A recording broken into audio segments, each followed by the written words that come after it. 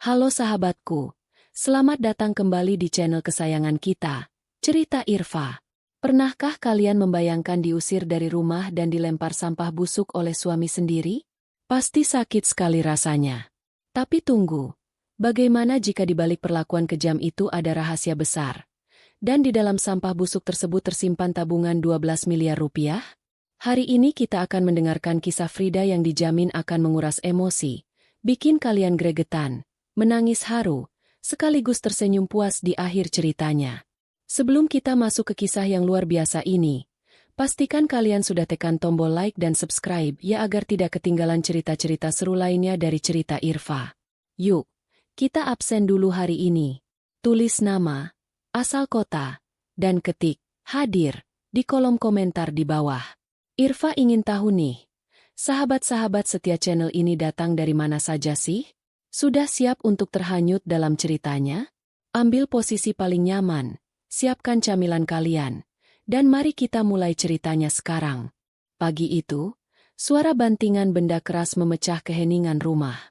Frida terkesiap, buru-buru mematikan keran air di tempat cuci piring dan berlari tergopoh-gopoh menuju ruang makan. Di sana, Ibu Ratna berdiri dengan wajah memerah menahan marah, menunjuk ke arah mangkuk beling yang sudah hancur berserakan di lantai. Heh, Benalu, kamu lihat ini? Mangkuk ini kotor. Masih ada noda sabunnya.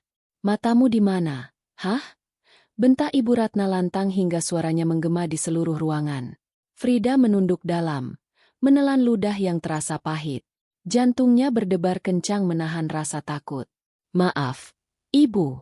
Tadi Frida sudah membilasnya berkali-kali. Mungkin ada yang terlewat. Frida bersihkan lagi sekarang. Alasan. Dasar perempuan tidak berguna. Sudah numpang hidup, makan dari keringat anakku. Kerjaan rumah begini saja tidak becus. Caci Ibu Ratna tanpa ampun. Cepat bersihkan. Jangan sampai ada satu serpihan pun yang tersisa. Kalau sampai kaki saya terluka, saya suruh Rafa mengusir kamu detik ini juga. Frida hanya bisa terdiam meremas ujung daster usangnya. Ia segera berjongkok dan memunguti pecahan beling itu dengan tangan gemetar. Sebuah ujung kaca yang tajam tak sengaja menggores telunjuknya hingga darah segar menetes ke lantai. Namun luka kecil itu tak sebanding dengan perih di hatinya. Sejak menikah dengan Rafa, hidupnya berubah menjadi neraka. Ibu Ratna tak pernah merestui pernikahan mereka karena latar belakang keluarga Frida yang miskin.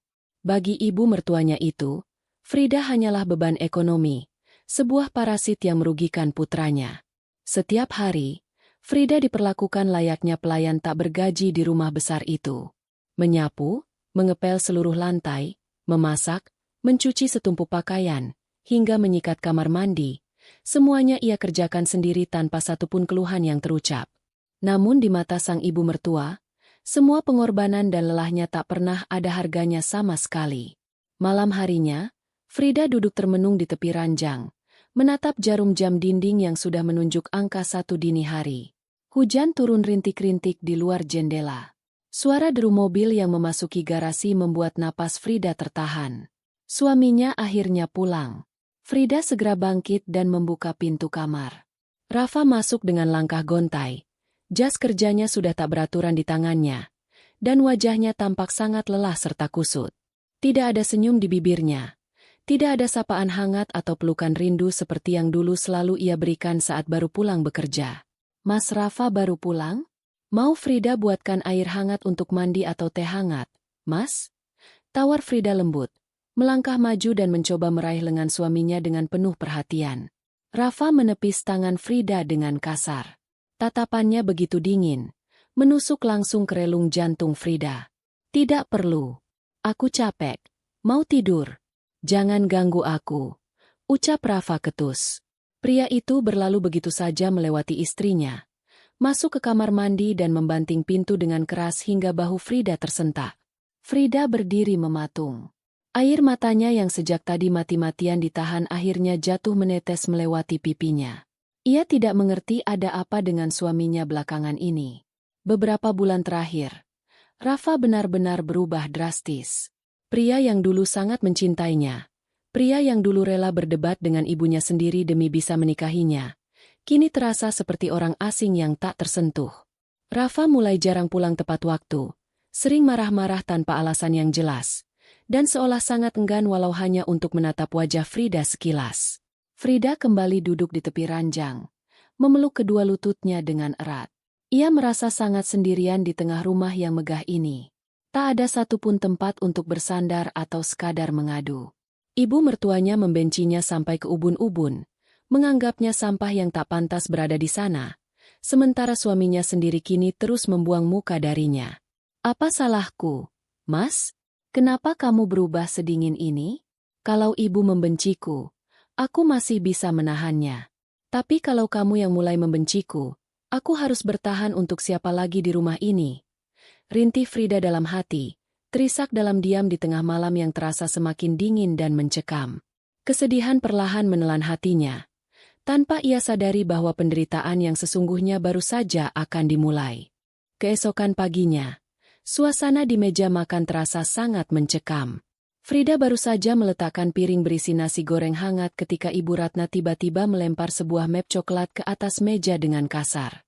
Suara tamparan map itu pada permukaan kayu membuat bahu Frida tersentak kaget. Rafa yang sedang menyeruput kopi hitamnya hanya melirik sekilas tanpa mengatakan apa-apa.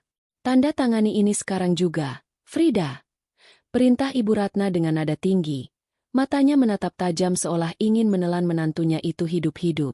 Frida menatap map tersebut dengan bingung dan ragu. Tangannya gemetar saat membuka perlahan lembaran kertas di dalamnya. Matanya membelalak kaget membaca rentetan kalimat yang tertulis di sana. Itu adalah surat persetujuan penjualan rumah warisan ayah Rafa, sekaligus surat pernyataan pengosongan rumah yang mengharuskan Frida segera angkat kaki. Ibu, apa maksudnya ini? Kenapa rumah ini mau dijual? Tanya Frida dengan suara bergetar, menatap mertuanya dan suaminya bergantian. Ini kan satu-satunya tempat tinggal kita. Rumah peninggalan almarhum Bapak. Mas Rafa, tolong katakan sesuatu. Mas, kamu tidak mungkin membiarkan rumah kenangan keluargamu dijual, kan? Namun, pria yang duduk di seberang meja itu hanya membuang muka. Ekspresi Rafa sedingin es. Bibirnya terkatup rapat tanpa berniat membela atau menjelaskan apapun. Tidak usah bawa-bawa suami kamu. Ini urusanku. Potong Ibu Ratna ketus. Merampas bolpoin dari atas meja dan menyodorkannya secara paksa ke tangan Frida. Rumah ini terlalu besar dan perawatannya mahal. Uang hasil penjualannya akan saya pakai untuk modal bisnis. Kamu tidak punya hak apa-apa di sini. Jadi diam dan cepat tanda tangani. Setelah rumah ini laku, saya tidak mau melihat wajahmu lagi menumpang di hidup kami. Air mata Frida menetes membasahi kertas di hadapannya. Ia menggeleng kuat-kuat. Bukan hanya karena ancaman pengusiran itu, tapi ia tahu rumah ini memiliki nilai sejarah yang sangat penting bagi Rafa. Jika dijual, kemana mereka akan pergi? Ia menolak keras menggoreskan pena di atas kertas tersebut. Tidak, Ibu. Frida tidak mau tanda tangan. Frida tidak peduli kalau ibu mau mengusir Frida, tapi tolong jangan jual rumah ini. Isaknya memohon dengan kedua tangan menyatu. Melihat penolakan itu, Ibu Ratna murka. Ia menarik rambut Frida dengan keras, membuat wanita malang itu memekik kesakitan. Rafa, yang melihat istrinya dikasari di depan mata, seketika bangkit dari kursi. Namun alih-alih menolong, Rafa justru menatap Frida dengan tatapan jijik. Berhenti membuat keributan di pagi hari. Kalau ibu menyuruhmu tanda tangan, lakukan saja. Aku muak melihat wajahmu, ucap Rafa tajam. Lalu meraih tas kerjanya dan melangkah pergi begitu saja meninggalkan rumah, membiarkan istrinya menangis terseduh-seduh di bawah cengkeraman ibunya. Perasaan Frida hancur berkeping-keping. Pria pelindungnya kini telah benar-benar berubah menjadi monster yang tak mempedulikannya. Setelah puas meluapkan amarah, Ibu Ratna melepaskan tarikannya dan mendorong Frida hingga tersungkur ke lantai. Tunggu saja, cepat atau lambat kamu akan menyingkir dari sini.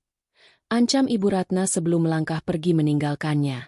Siang harinya, ketika Frida sedang menjemur pakaian di halaman belakang, sebuah mobil mewah berwarna hitam pekat terparkir di depan gerbang.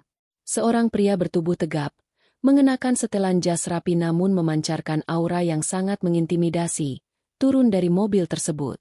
Pria misterius itu adalah Bram. Frida mengintip dari balik tirai dapur. Ia melihat Ibu Ratna tergopoh-gopoh membukakan pintu untuk pria itu dengan wajah yang aneh. Campuran antara ketakutan dan rasa tunduk yang berlebihan. Mereka berbicara dengan suara pelan namun penuh penekanan di ruang tamu. Didorong rasa penasaran, Frida berusaha mendekat perlahan, mencoba mencuri dengar pembicaraan mereka dari balik tembok pemisah ruang tengah. Jantungnya berdegup kencang saat mendengar sayup-sayup suara berat Bram. Waktu Anda tidak banyak lagi, Bu Ratna. Bos kami tidak suka menunggu. Jika minggu ini uang triliunan itu tidak cair, Anda tahu sendiri akibatnya. Rumah ini, atau nyawa Anda yang menjadi bayarannya. Frida menutup mulutnya menahan napas. Triliunan?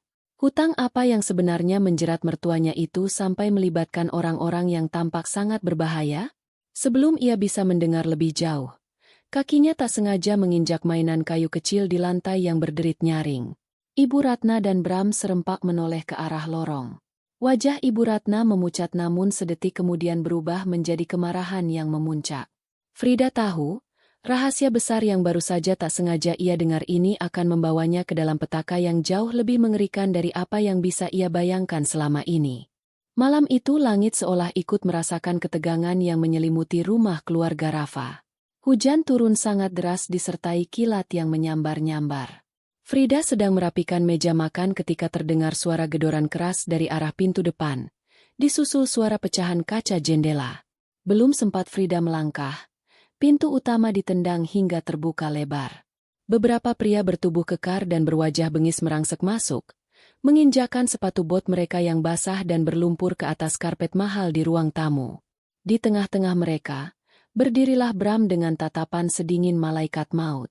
Ibu Ratna yang sedang duduk di sofa langsung terlonjak kaget. Wajahnya pias seketika. Tubuhnya gemetar hebat melihat kedatangan tamu tak diundang itu. Rafa yang baru saja keluar dari kamarnya pun terhenti di ujung tangga, menatap tajam ke arah kerumunan pria tersebut. Waktu jatuh tempo sudah habis, Bu Ratna. Suara berat Bram memecah gemuruh hujan di luar. Sesuai kesepakatan, karena Anda tidak bisa melunasi hutang triliunan itu, malam ini kami akan menyita aset ini. Atau, nyawa Anda yang kami bawa. Ibu Ratna langsung berlutut di lantai, memohon dengan air mata bercucuran. Kesombongannya yang selama ini ia tunjukkan pada Frida runtuh tak berbekas. Tolong, Pak Bram. Beri saya waktu sedikit lagi. Saya janji akan melunasinya. Rumah ini sedang dalam proses penjualan. Tolong jangan bunuh saya. Bram tertawa sinis. Langkah kakinya mendekat dan menatap rendah wanita tua di bawahnya. Bos kami tidak menerima janji kosong. Jika tidak ada uang malam ini, harus ada bayaran lain yang sepadan. Mata Ibu Ratna yang liar karena panik tiba-tiba tertuju pada Frida yang berdiri mematung di dekat ruang makan. Sebuah ide kejam terlintas di benaknya. Tanpa ragu sedikit pun, ia menunjuk ke arah menantunya itu. Bawa dia. Bawa perempuan itu. Jerit Ibu Ratna histeris, membuat Frida membelalakan matanya tak percaya. Dia masih muda. Dia bisa kalian jual atau jadikan pelayan seumur hidup untuk melunasi hutang saya. Bawa saja dia, asal biarkan saya hidup. Jantung Frida seakan berhenti berdetak. Dunia di sekelilingnya berputar. Ibu mertuanya benar-benar tega menjualnya kepada sindikat mafia demi menyelamatkan diri sendiri. Beberapa anak buah Bram mulai menyeringai dan melangkah maju mendekati Frida yang mundur ketakutan hingga punggungnya menabrak tembok. Jangan sentuh aku. Tolong, jangan. Jerit Frida meronta ketika dua pria berbadan besar mencengkeram kedua lengannya dengan kasar. Ia menatap ke arah tangga dengan air mata berderai. Mas Rafa, tolong aku, Mas, suamiku. Namun, apa yang terjadi selanjutnya jauh lebih menghancurkan hati Frida daripada cengkeraman preman-preman itu. Rafa menuruni tangga dengan langkah cepat dan rahang mengeras. Matanya memerah menyala. Bukannya menyerang para preman itu, Rafa justru menerjang ke arah dapur, mengambil sebuah kantong plastik hitam besar berisi sampah sisa makanan yang sudah membusuk dan berbau menyengat. Dengan tenaga penuh, Rafa berjalan menghampiri Frida, menyingkirkan kedua preman itu dengan kasar, lalu menarik kerah daster istrinya. Tatapan Rafa begitu bengis. Tak ada sedikit pun cinta yang tersisa di sana. Lepaskan dia. Perempuan ini bukan urusan kalian. Geram Rafa pada anak buah Bram. Lalu beralih menatap Frida dengan sorot mata penuh kebencian. Sebelum Frida sempat mencerna apa yang terjadi, Rafa menyeretnya tanpa ampun menuju pintu depan yang terbuka lebar. Angin malam dan tempias hujan langsung menghantam tubuh kurus Frida.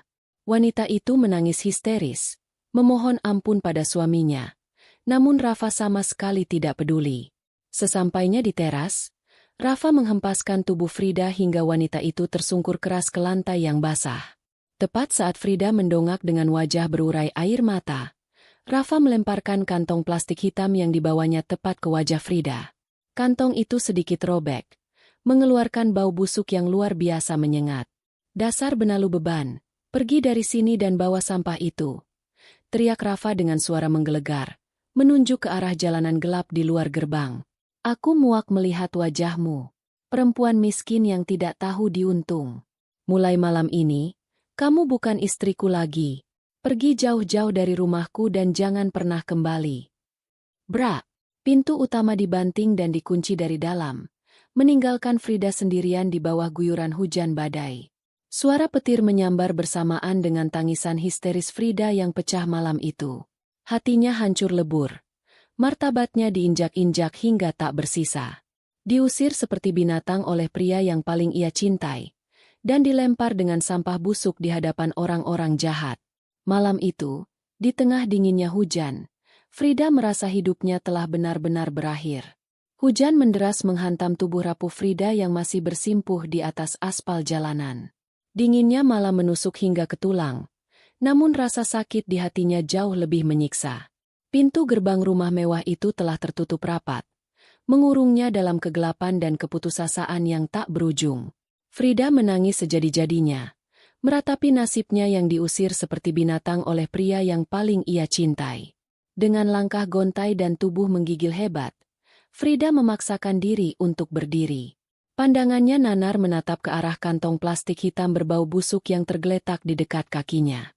Entah dorongan dari mana, mungkin karena itu adalah satu-satunya benda yang dilemparkan suaminya kepadanya malam ini, Frida memungut kantong itu. Ia menyeret langkahnya menjauh dari area perumahan, mencari tempat berteduh di bawah sebuah emperan toko yang sudah tutup. Di bawah cahaya lampu jalan yang remang-remang, Frida duduk meringkuk kedinginan. Perutnya berbunyi, kerongkongannya terasa kering. Sambil terisak, matanya tertuju pada kantong sampah tersebut. Di tengah keputusasaan, terbesit pikiran konyol untuk mencari sisa pakaian atau apapun di dalam sana yang mungkin sengaja dibuang bersamanya. Dengan tangan bergetar dan menahan bau menyengat dari sisa makanan yang membusuk, Frida merobek plastik hitam itu lebih lebar. Namun, alangkah terkejutnya Frida ketika tangannya menyentuh sesuatu yang keras dan terbungkus sangat rapi oleh plastik kedap air di bagian dasar tumpukan sampah. Jantungnya berdebar kencang. Ia menarik benda itu keluar, membersihkan sisa cairan kotor yang menempel di bagian luarnya, dan membukanya dengan napas tertahan. Mata Frida membelalak sempurna. Di dalam bungkus kedap air itu terdapat sebuah buku tabungan atas namanya sendiri. Saat ia membuka halaman terakhir yang tercetak, deretan angka di sana membuat kepalanya berputar. Saldo tabungan itu berjumlah 12 miliar rupiah. 12 miliar? Uang dari mana ini? Gumamnya dengan bibir gemetar pucat. Tepat di balik buku tabungan itu, terselip secari kertas yang sedikit lecek. Frida mengenali tulisan tangan itu dengan sangat baik. Itu adalah tulisan suaminya, Rafa. Di bawah guyuran hujan yang mulai mereda menjadi rintik, Frida membaca setiap kata yang tertulis di sana dengan dada yang terasa semakin sesak. Maafkan aku, sayang. Maafkan suamimu yang pengecut ini. Ibu ternyata diam-diam menjaminkan rumah dan berhutang triliunan pada sindikat mafia kejam. Malam ini mereka datang, dan aku tidak punya kekuatan untuk melawan mereka semua. Ibu berniat menyerahkanmu kepada mereka sebagai bayaran tambahan, dan aku lebih baik mati daripada melihatmu disentuh oleh mereka. Tangan Frida semakin bergetar hebat saat membaca bait berikutnya. Uang 12 miliar di tabungan ini adalah seluruh aset rahasia yang berhasil kucairkan tanpa sepengetahuan ibu. Aku terpaksa mengusirmu dengan sangat kasar, mempermalukanmu, dan menyembunyikan uang ini di dalam sampah agar ibu dan para mafia itu tidak curiga lalu merampasnya darimu. Hanya ini cara satu-satunya untuk mengeluarkanmu dari rumah itu dengan selamat malam ini. Pergilah sejauh mungkin. Ganti identitasmu. Jangan pernah menoleh ke belakang. Dan hiduplah dengan layak. Biar aku yang menanggung semua kehancuran dan kebodohan ibu di sini. Jangan tangisi aku. Aku sangat mencintaimu. Frida. Selamanya. Surat itu terlepas dari genggaman Frida. Jatuh perlahan ke pangkuannya. Tangisannya yang tadinya mereda, kini meledak kembali menjadi raungan histeris yang menyayat hati di tengah keheningan malam. Segala kebencian dan rasa sakit hati karena perlakuan kasar Rafa barusan menguap begitu saja, digantikan oleh rasa bersalah dan kepedihan yang luar biasa dalam. Makian tajam, tatapan penuh kebencian, dan lemparan sampah busuk itu bukanlah bentuk pengkhianatan. Itu adalah bentuk cinta yang paling tulus dan putus asa. Rafa mengorbankan nyawanya sendiri, membiarkan dirinya dibenci dan dianggap sebagai monster, hanya demi menyelamatkan nyawa Frida. Frida memeluk erat buku tabungan dan surat itu di dadanya. Ia menatap ke arah jalanan gelap tempatnya berasal, membayangkan suaminya yang kini pasti tengah dihakimi, disiksa, atau bahkan meregang nyawa di tangan para mafia kejam itu demi menutupi pelariannya. Dorongan untuk berlari kembali ke rumah itu sangat kuat. Ia ingin menyelamatkan Rafa detik ini juga. Namun langkahnya terhenti. Ia sadar, kembali ke sana tanpa kekuatan apa-apa hanya akan membuat pengorbanan suaminya malam ini menjadi sia-sia. Sambil menggigit bibirnya hingga berdarah untuk menahan jeritan tangisnya, Frida bangkit berdiri. Matanya yang sembab kini memancarkan tekad yang menyala sangat terang. Air mata keputusasaan telah mengering, berganti dengan api dendam dan sumpah yang menggema kuat di dalam jiwanya. Ia akan mematuhi perintah suaminya untuk pergi dan bertahan hidup. Ia akan menjadi wanita yang kuat, berkuasa, dan tak tersentuh. Di bawah langit malam itu, Frida bersumpah akan kembali untuk menghancurkan semua orang yang telah memisahkan mereka dan merebut suaminya kembali dari dasar neraka. Malam itu juga, dengan sisa uang di saku dasternya yang basah, Frida memberanikan diri menyetop sebuah taksi yang kebetulan melintas mencari penumpang. Tujuannya hanya satu, bandara. Di dalam mobil yang melaju menembus dinginnya malam, Frida menatap nanar keluar jendela. Dari kejauhan, saat taksi melewati jalan utama yang berpotongan dengan area perumahannya, ia melihat beberapa mobil hitam tanpa plat nomor melaju kencang menuju arah rumah Ibu Ratna. Dadanya bergemuruh hebat. Napasnya seakan tercekat di tenggorokan. Ia tahu pasti mobil-mobil itu berisi pasukan tambahan dari sindikat Bram. Frida memejamkan mata rapat-rapat, menggigit bibir bawahnya untuk menahan isak tangis yang kembali mendesak keluar. Dalam hatinya, ia terus memanjatkan doa keselamatan untuk suaminya yang tengah mempertaruhkan nyawa di sana. Tiba di bandara yang masih cukup ramai, Frida berlari kecil mencari mesin ATM terdekat. Tangan pucatnya yang bergetar memasukkan kartu ATM elit yang terselip rapi di dalam buku tabungan pemberian Rafa. Ketika layar mesin menampilkan deretan angka saldo, Frida kembali menahan napas. 12 miliar rupiah terpampang nyata. Tanpa membuang waktu sedetik pun, ia segera menuju konter maskapai dan membeli tiket penerbangan pertama yang berangkat ke luar negeri malam itu juga, dengan tujuan Singapura. Sambil menunggu jadwal boarding, Frida masuk ke dalam toilet bandara. Ia menatap pantulan dirinya di cermin besar.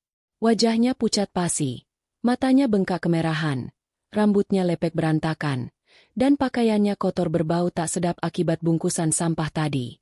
Ia menyalakan keran, membasuh wajahnya kuat-kuat dengan air dingin, seolah ingin melunturkan semua kelemahan, keputusasaan, dan citra wanita tertindas yang selama ini melekat padanya. Frida keluar dari toilet dan langsung menuju sebuah butik pakaian 24 jam di dalam bandara.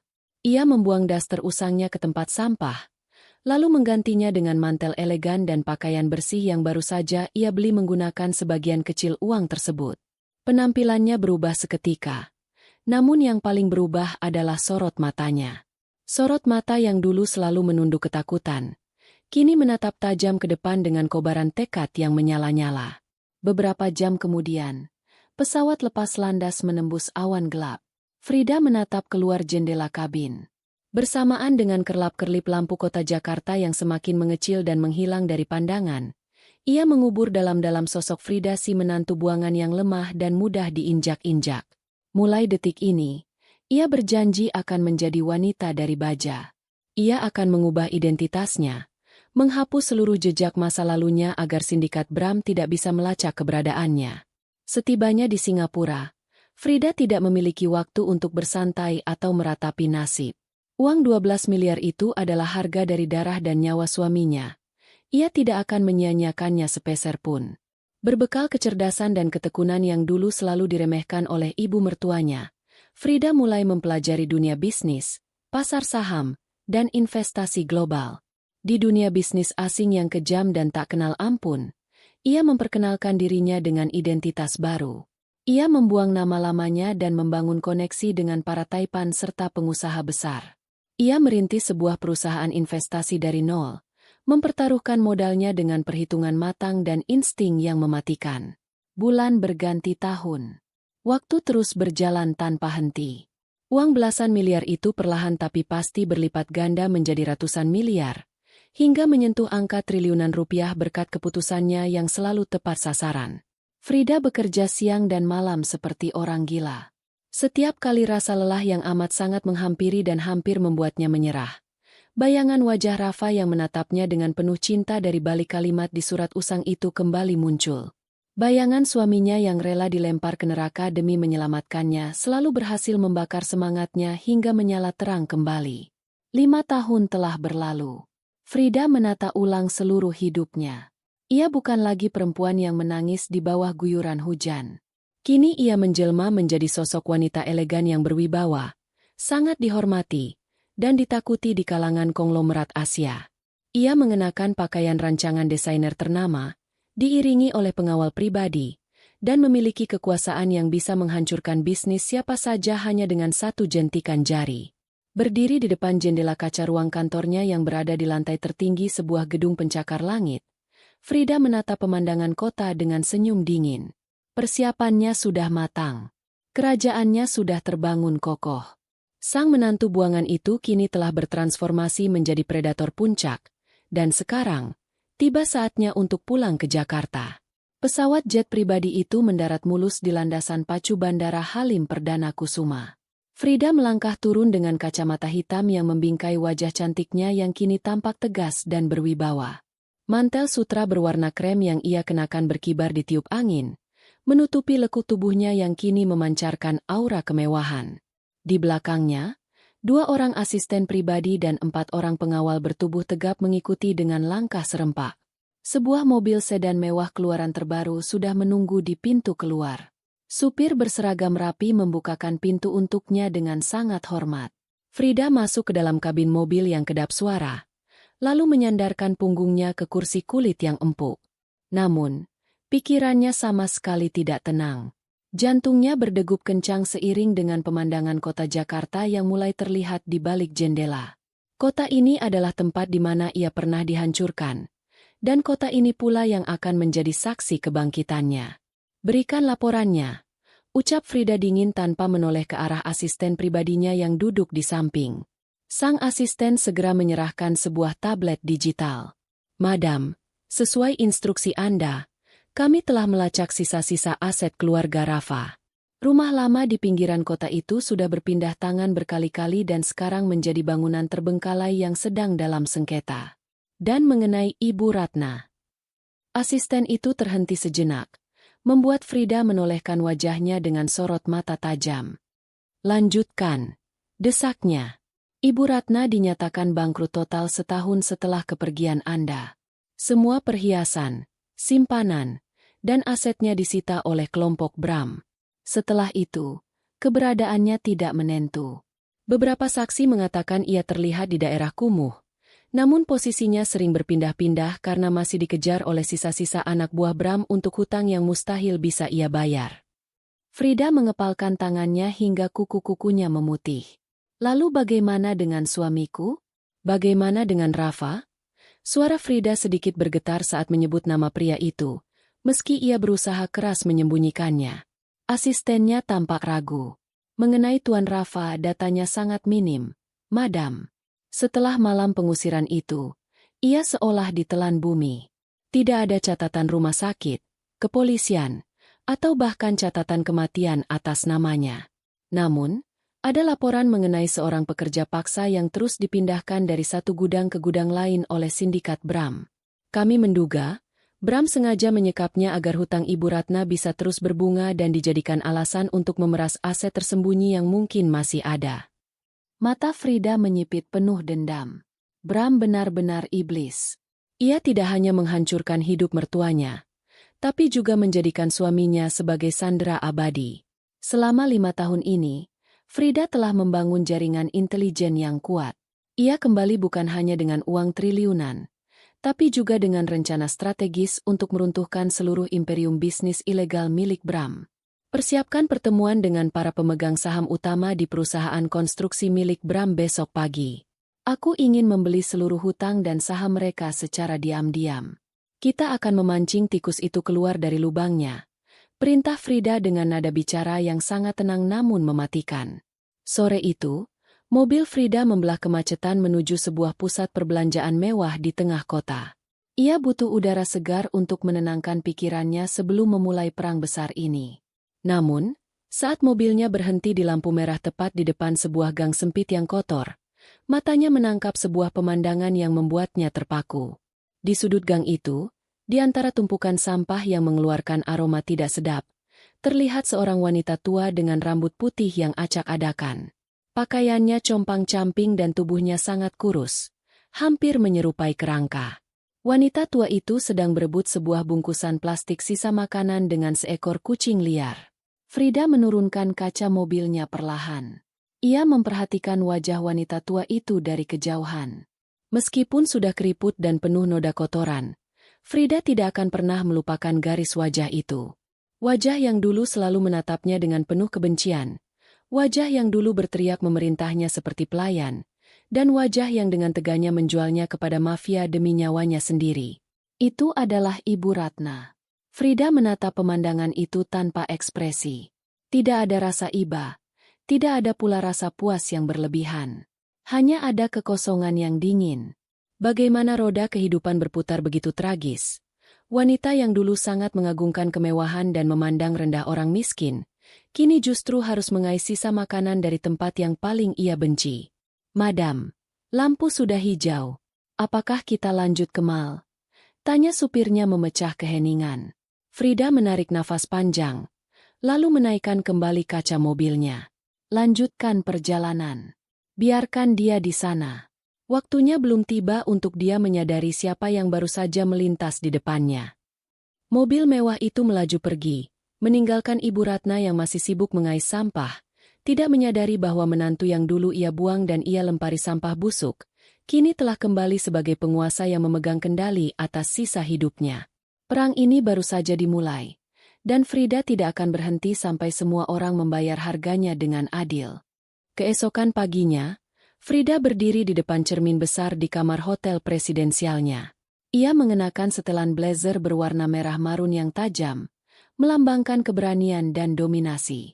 Hari ini bukan sekadar pertemuan bisnis, melainkan langkah awal dari sebuah pembalasan yang terukur. Ia telah menginstruksikan timnya untuk memblokir seluruh akses jalan di sekitar area kumuh yang ia lewati kemarin, hanya agar ia bisa berjalan kaki melewati tempat itu tanpa gangguan. Frida melangkah keluar dari mobil mewahnya yang terparkir beberapa puluh meter dari gang sempit tempat Ibu Ratna terlihat. Sepatu hak tingginya berbunyi nyaring di atas aspal yang retak, menciptakan kontras yang mencolok dengan lingkungan sekitar yang kumuh dan berbau amis. Para pengawalnya mengikuti dengan jarak yang aman, memastikan tidak ada satupun orang asing yang mendekat. Saat ia sampai di sudut gang, pemandangan itu masih sama. Ibu Ratna sedang duduk bersandar di dekat tiang listrik, mencoba membuka sebuah kaleng bekas dengan tangan gemetar. Wajahnya yang dulu angkuh kini penuh dengan noda tanah dan luka-luka kecil yang mengering. Frida berhenti tepat di depan wanita tua itu. Bayangannya menutupi tubuh Ibu Ratna yang meringkuk. Ibu Ratna mendongak. Matanya yang buram karena katarak mencoba memfokuskan pandangan pada sosok wanita agung di hadapannya. Ia tidak mengenali Frida. Baginya, wanita di depannya adalah seorang bangsawan atau pejabat tinggi yang tersesat di tempat kotor itu. Kasihan, Nyonya, tolong berikan sedikit uang untuk makan, rintih Ibu Ratna dengan suara parau, tangannya yang dekil menengadah ke arah Frida. Saya lapar, sudah 2 hari tidak makan nasi. Frida menatap tangan itu dengan pandangan dingin. Ia teringat bagaimana tangan yang sama dulu menjambak rambutnya dan mendorongnya ke lantai tanpa ampun. Uang tidak akan bisa membeli kembali harga diri yang sudah kau jual, Bu, ucap Frida tenang namun tajam. Mendengar suara itu, tubuh Ibu Ratna tersentak. Suaranya terdengar sangat akrab di telinganya, meski kini terdengar jauh lebih berwibawa dan penuh penekanan. Ibu Ratna memicingkan mata, memperhatikan wajah Frida lebih dekat. Detik berikutnya, napas wanita tua itu tercekat. Kamu Frida, bisik Ibu Ratna tak percaya. Suaranya gemetar hebat antara rasa malu dan rasa takut. Tidak mungkin, kamu sudah mati, kata Bram, kamu sudah hanyut di sungai malam itu. Frida tersenyum tipis, sebuah senyum yang tidak sampai ke mata. Sayangnya, Tuhan punya rencana lain. Aku tidak mati, Ibu. Aku hanya pergi untuk mengumpulkan kekuatan agar bisa kembali dan melihatmu seperti ini. Ibu Ratna tiba-tiba bersujud di kaki Frida, mencoba memegang ujung mantel mahal menantunya itu, namun segera ditepis oleh salah satu pengawal Frida. Frida, tolong Ibu. Nak, Ibu salah. Ibu hilaf. Ibu dijebak oleh Bram. Dia merampas semuanya, rumah, perhiasan, bahkan dia membawa Rafa. Tangis Ibu Ratna pecah, meraung di tengah gang yang sepi. Tolong selamatkan Ibu. Bawa Ibu keluar dari sini. Berapa harga nyawamu saat ini, Bu? Tanya Frida tanpa ekspresi, mengabaikan permohonan maaf yang sia-sia itu. Dulu Ibu menawarkan nyawaku pada mafia untuk membayar hutang triliunanmu. Sekarang, lihatlah dirimu. Kau bahkan tidak lebih berharga dari sampah yang kau kais setiap hari. Frida mengeluarkan selembar uang 100.000 rupiah dari tasnya, lalu menjatuhkannya begitu saja ke tanah, tepat di depan wajah Ibu Ratna yang masih bersujud. Itu untuk makan siangmu. Jangan berharap lebih, karena pengampunan tidak ada dalam daftar belanjaanku hari ini. Frida berbalik dan melangkah pergi tanpa menoleh sedikit pun ke arah tangisan histeris mertuanya yang memanggil-manggil namanya. Ia masuk ke dalam mobil dan segera memberikan instruksi baru kepada asistennya. Aku sudah melihat kehancurannya. Itu cukup untuk sekarang. Sekarang fokus pada target utama. Di mana posisi Bram dan di mana dia menyembunyikan suamiku. Asisten Frida menyerahkan sebuah peta digital yang menunjukkan koordinat sebuah area pergudangan tua di pinggiran kota yang sangat terpencil. Ini adalah markas rahasia Bram yang baru, Madam. Menurut intelijen kami, Tuan Rafa berada di gudang nomor 7. Dia tidak pernah dikeluarkan dari sana selama 2 tahun terakhir. Bram menjadikannya jaminan hidup untuk memastikan tidak ada rahasia perusahaan mereka yang bocor ke pihak berwenang. Mata Frida berkilat penuh amarah. Setiap detik yang ia habiskan untuk berbicara dengan Ibu Ratna terasa seperti membuang waktu. Ia tidak peduli lagi pada wanita tua itu. Fokusnya sekarang adalah membawa suaminya pulang, apapun taruhannya. Hubungi kepala kepolisian yang telah kita bayar untuk pengawalan khusus. Siapkan tim taktis. Kita tidak akan menunggu sampai besok pagi. Perintah Frida dengan suara yang menggelegar di dalam mobil. Malam ini, aku akan meratakan tempat itu dengan tanah dan membawa Rafa kembali ke sisiku. Mobil mewah itu melesat membelah jalanan, menuju sebuah konfrontasi yang akan menentukan akhir dari penantian panjangnya selama 5 tahun. Frida mengepalkan tangan, merasakan buku tabungan lama yang selalu ia bawa di dalam tasnya. Ia akan membuktikan bahwa sampah yang dibuang 5 tahun lalu, kini telah kembali sebagai badai yang akan menghancurkan siapa saja yang menghalangi jalannya. Mobil-mobil hitam legam itu melaju membelah kegelapan malam menuju kawasan industri terbengkalai di pinggiran kota. Frida duduk di kursi belakang dengan wajah setenang telaga. Namun di dalam dadanya, jantungnya berdegup kencang seperti genderang perang. Di tangannya, ia menggenggam erat surat usang dari Rafa yang sudah ia simpan selama 5 tahun. Surat yang menjadi satu-satunya alasannya untuk tetap bernapas di tengah kerasnya dunia. Madam, Kita sudah sampai di titik koordinat. Tim taktis sudah menyebar dan mengepung seluruh akses keluar gudang nomor 7. Lapor asistennya melalui alat komunikasi. Frida turun dari mobil. Angin malam yang dingin menerpa wajahnya, mengingatkannya pada malam tragis 5 tahun silam. Namun kali ini, ia tidak datang dengan tangisan. Ia datang dengan kekuatan yang sanggup meruntuhkan gedung di hadapannya. Pintu gudang baja yang berkarat itu didobrak paksa oleh tim keamanan Frida. Suara dentuman keras menggema, memecah kesunyian malam. Di dalam gudang yang lembab dan hanya diterangi lampu pijar kuning yang berkedip, terlihat beberapa anak buah Bram yang terkejut dan mencoba meraih senjata mereka. Namun, mereka kalah cepat. Dalam hitungan detik, tim profesional yang dibawa Frida telah melumpuhkan mereka tanpa ampun. Frida melangkah masuk dengan tenang. Suara sepatu hak tingginya beradu dengan lantai semen yang kotor, menciptakan irama yang mengintimidasi. Di ujung ruangan, di balik jeruji besi yang dibangun secara ilegal, ia melihat seorang pria duduk di atas lantai semen yang dingin. Pria itu mengenakan pakaian kumal yang sudah compang-camping. Tubuhnya sangat kurus hingga tulang-tulangnya menonjol, dan rambutnya dibiarkan panjang tak terurus. "Rafa!" bisik Frida. Suaranya tercekat di tenggorokan. Pria itu perlahan mendongak. Matanya yang cekung menatap sayu ke arah sosok wanita elegan yang berdiri di depan selnya. Selama 5 tahun, Rafa dipaksa bekerja sebagai buruh kasar di gudang-gudang rahasia milik Bram untuk membayar bunga hutang ibunya yang tak pernah habis. Ia disiksa dan diancam setiap hari agar tidak melarikan diri. "Frida? Apakah ini mimpi?" Suara Rafa terdengar parau dan lemah, seolah-olah ia sudah lupa bagaimana caranya berbicara. "Pergilah, jangan di sini. Bram akan menyakitimu." "Tidak akan ada lagi yang bisa menyakitimu, Mas. Tidak akan pernah lagi," ucap Frida dengan air mata yang akhirnya jatuh membasahi pipinya. Ia memberi isyarat kepada pengawalnya untuk menghancurkan gembok sel tersebut. Tepat saat pintu sel terbuka, suara tawa sinis terdengar dari arah lantai atas gudang.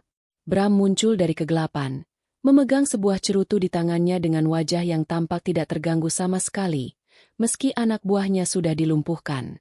"Luar biasa. Menantu buangan itu kembali sebagai ratu," ucap Bram sambil melangkah turun dari tangga besi.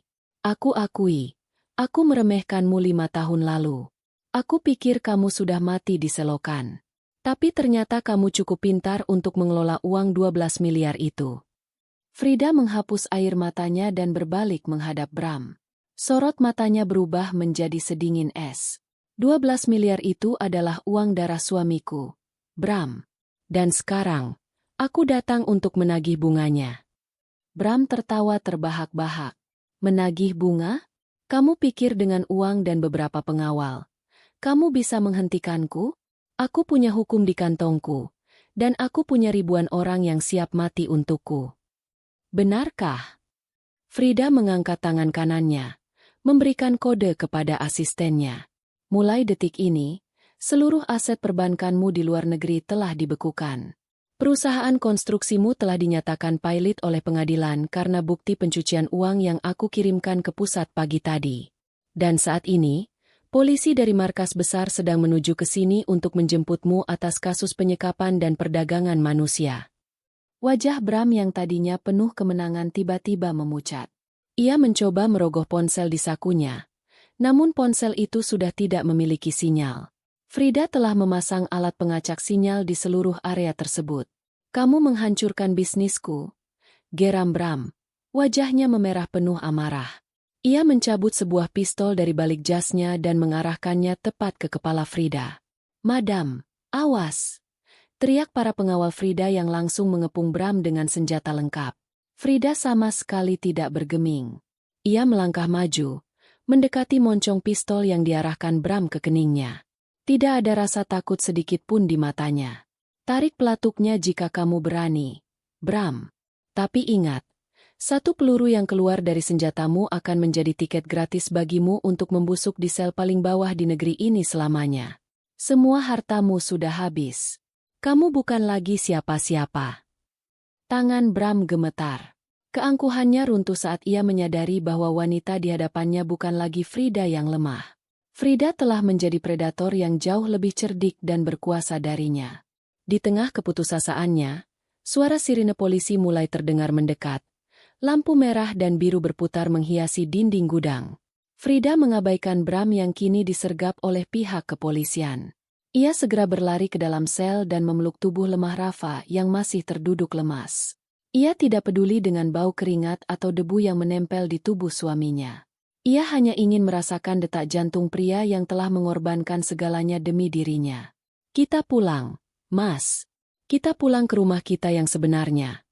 Bisik Frida sambil mendekap erat kepala Rafa di dadanya. Perjuangan panjang selama 5 tahun ini akhirnya menemui puncaknya di gudang tua yang dingin itu. Penantiannya telah berakhir, dan kini, ia akan memastikan tidak ada satu orang pun yang bisa memisahkan mereka lagi. Suasana di depan gudang tua itu berubah menjadi lautan cahaya biru dan merah dari lampu rotator mobil polisi. Bram digiring keluar dengan tangan terborgol. Wajahnya yang dulu angkuh kini tertunduk lesu saat puluhan kamera dari tim dokumentasi hukum yang dibawa Frida mengabadikan kejatuhannya. Frida tidak butuh waktu lama untuk melihat musuhnya hancur. Baginya, pemandangan itu hanyalah penutup dari sebuah bab gelap. Frida membantu Rafa berdiri. Tubuh suaminya terasa sangat ringan, hampir tak bertenaga. Dengan penuh kasih, Frida memapah Rafa menuju mobil sedan mewahnya yang paling nyaman. Begitu pintu mobil tertutup, keheningan menyelimuti mereka. Di dalam kabin yang kedap suara itu, Rafa menatap tangannya yang kotor dan penuh luka, lalu beralih menatap wajah cantik istrinya yang kini tampak begitu asing sekaligus sangat ia rindukan. "Frida, benarkah ini kamu?" tanya Rafa dengan suara yang nyaris hilang. "Aku selalu membayangkan momen ini setiap malam di sel itu. Tapi aku tidak pernah mengira kamu akan kembali sekuat ini." Frida menggenggam tangan Rafa yang kasar. Tidak peduli jika noda hitam dari gudang itu mengotori tangan halusnya. "Ini aku, Mas. Terima kasih sudah bertahan hidup. Surat dan uang yang kamu selipkan di kantong sampah malam itu adalah satu-satunya kekuatanku untuk bangkit. Aku menggunakannya untuk membangun semua ini, hanya untuk menjemputmu." Rafa meneteskan air mata. "Aku minta maaf karena harus melakukan hal sekejam itu padamu 5 tahun lalu. Aku harus membuat ibu dan Bram percaya bahwa aku benar-benar membencimu agar mereka tidak mengejarmu. Maafkan aku sudah melempar sampah itu ke wajahmu. SSTT, jangan dibahas lagi. Sampah itu adalah harta paling berharga yang pernah kuterima. Karena di dalamnya ada nyawamu yang kau titipkan padaku," potong Frida lembut. Frida segera membawa Rafa ke sebuah rumah sakit swasta bertaraf internasional miliknya. Ia telah menyiapkan tim dokter terbaik untuk memulihkan kesehatan suaminya. Selama beberapa hari, Frida tidak pernah beranjak dari sisi tempat tidur Rafa. Ia menyuapi suaminya, menemaninya menjalani fisioterapi, dan memastikan Rafa merasa aman. Namun, di tengah proses pemulihan itu, muncul satu gangguan yang belum tuntas. Ibu Ratna, yang entah bagaimana mendapatkan informasi tentang kembalinya Frida dan Rafa, muncul di lobi rumah sakit dengan penampilan yang sangat memprihatinkan. Ia mencoba menerobos masuk, berteriak-teriak mengaku sebagai ibu dari pasien dan ibu mertua dari sang CEO. Frida yang mendengar keributan itu dari ruang rawat VIP, memutuskan untuk turun dan mengakhiri semuanya. Ia berdiri di lobi, menatap Ibu Ratna yang sedang dipiting oleh 2 petugas keamanan.